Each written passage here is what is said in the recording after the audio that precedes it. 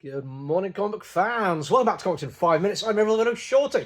We look at the last day of H.P. Lovecraft today, and this is another one of those books which just kind of gave me a sense of dread going into it, but not for the reasons I think a lot of people would have expected.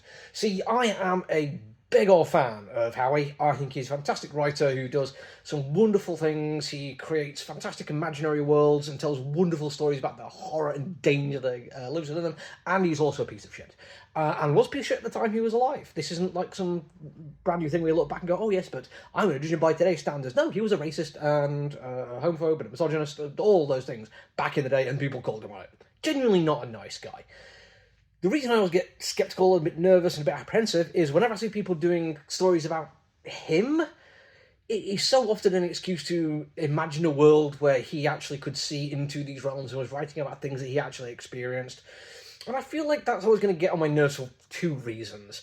Number one, you're kind of saying this absolute piece of shit had these super mystical powers that allowed him to see into this fantastical realm, and he got to share these stories with everyone, so, it's all right that he was terrible because, he was amazing, really, and I don't like that for a start. But secondly, for all the reasons I dislike him, I can't deny he was a good writer. And if you take away this idea that he actually conjured this all from his own imagination, then I think you're selling his talent short a little bit. Yes, I know those are vaguely conflicting ideas, but I contain multitudes.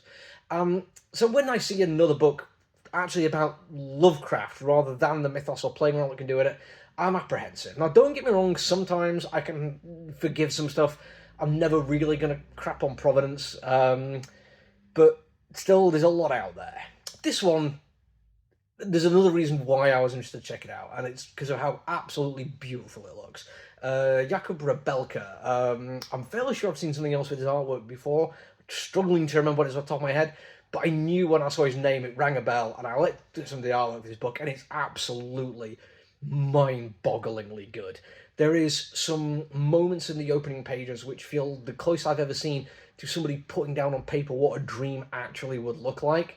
And I have said before, repeatedly, that I don't like dream sequences as story devices in comic books or in movies and TV shows for that matter, because they, by their very nature, don't make sense, and as such, the only way you can fit them into narrative is by ignoring that fact about them, or by having just massively weird open interpretations.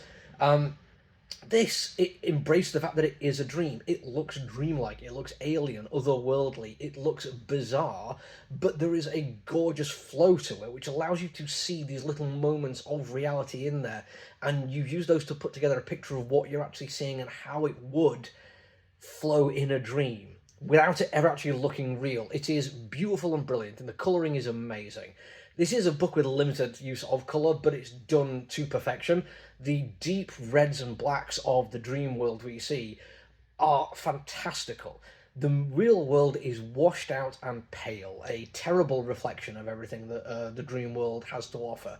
And that is one of the core concepts of the book, that there is something beyond which should be seen as beautiful and maybe to grasp for, but it also isn't real. It isn't anything which we can understand and appreciate on its own terms. One of the other core things that I got from this book is the idea that the hatred and terror and fear you put out into the world can have consequences. Now, in this particular book, and there's going to be a mild spoiler here, so if you don't want to see that, that's absolutely fine, off your pop.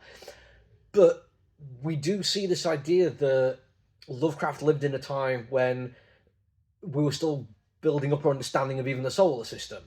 And they figured out that there was a planet out there we didn't know about, which ended up being called Pluto and then not a planet, by the mathematics of it all. People understanding how physics and gravity work and doing the numbers, and there had to be something out there. And in this version of the story, it is something which was created due to the evils and the horrors, even if they might be otherworldly and totally beyond our comprehension, that Lovecraft put out there, and they had to exist somewhere, so they started to exist. Now, in my head, because I interpret comic books in my own way, because I find it fun to do, that also feels like a telling look at the way we live in the world today, with a whole bunch of stuff being said, which then leads to actual real-world consequences. Now, art is all about interpretation. You might not get that from it, but I think it leaves you to interpret things in ways that you find interesting and looks beautiful as you do it.